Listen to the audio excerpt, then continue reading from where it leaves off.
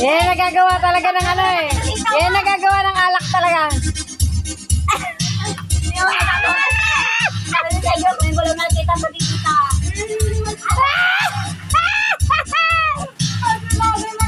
Ay, po sana. Pag ginawa na ako, boy po. Galingan mo kasi, Day. Sino yan? Asawa ni Manu yan. Putang ina. Sa'yo eh. Asawa ni Manolito Estasyon, oh. Nagwawala dito sa Bicol Compound. Manolito Estasyon calling.